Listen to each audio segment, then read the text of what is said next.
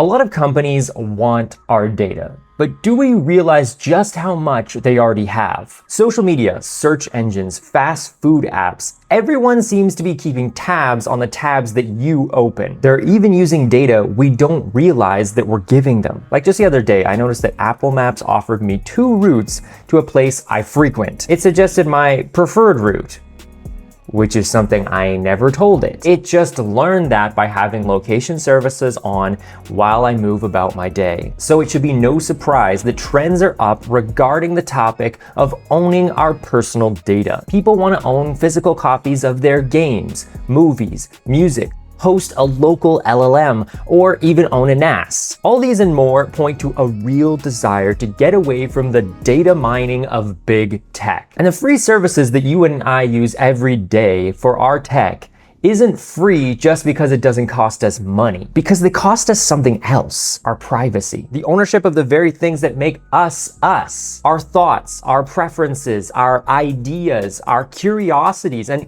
even where we move about in the physical world. We are the product. The question is, what do these companies stand to gain from our data? And I think a lot of us too quickly dismiss the topic of data privacy because we assume there's a benign answer to that question. To get to the bottom of it, I reached out to an expert in data privacy, Typewire CEO Bill White. Typewire is a privacy-focused email service who agreed to collaborate on and sponsor this video. And to be clear, this is a topic I already wanted to talk about, but I genuinely feel that Bill's perspective on data privacy and his experience in the industry really helps round out the picture of what's going on and why we should care. A special thank you to Typewire, and more info on their service later on in the video. It all started out with advertising and companies wanting to collect our data to deliver us targeted ads. These big tech companies are trying to take away our free will. They're trying to manipulate our choices. And the more they do that, the better they get at doing that, the more profit they make. Beyond the targeting advertisement, now we've gotten into social media with social engineering, all of which is designed to feed us information and manipulate our decisions and choices. So they're delivering us through social media things that it thinks we want to see, or on a darker level, things and topics that will manipulate us and change our decisions. I like to think of it as a darker reason for all this is now we've got AI. They're using our data to train AI models. I think it's going to start occurring a lot more where we're going to see these data breaches that are caused by AI. There's the issues of where AI has manipulated images of you. Your name and information is showing up in AI generated texts. Those are the reasons that they want our data. And like I said, it's always to manipulate our choices and decisions. You may be thinking, if it works for me, what's the problem with getting more targeted ads because people see my data? I mean, at least then the ads are about things that I'm actually interested in, right? And it's not like I have national secrets to hide. The truth is, it's not about hiding anything bad. I mean, maybe it is for some people. I'm looking at you, Jeff. But for the average person, it's simply about control over your choices and the very real challenges of financial or other sensitive information being leaked in the breach of the week. Here's what our data expert Bill White had to say about why you should care about data ownership. With our company specifically, one of the things we're doing is our anti-spam and anti-phishing controls. The amount of fraud that you're exposing yourself to, and identity theft. These are genuine threats that people should be concerned about. And these nefarious actors are getting your data through big breaches of big tech. If we use email as an example, the most hacked email provider is Yahoo.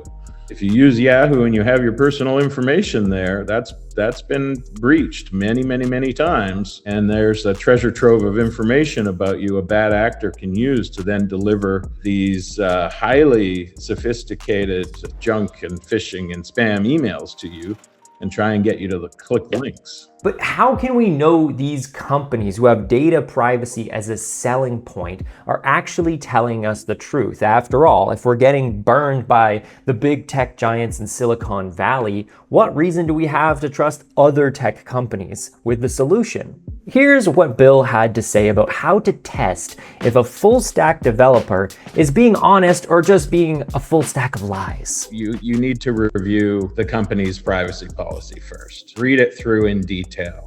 Everything should be outlined in the privacy policy as to what they do, what they collect, all the types of data that they collect and how it's used.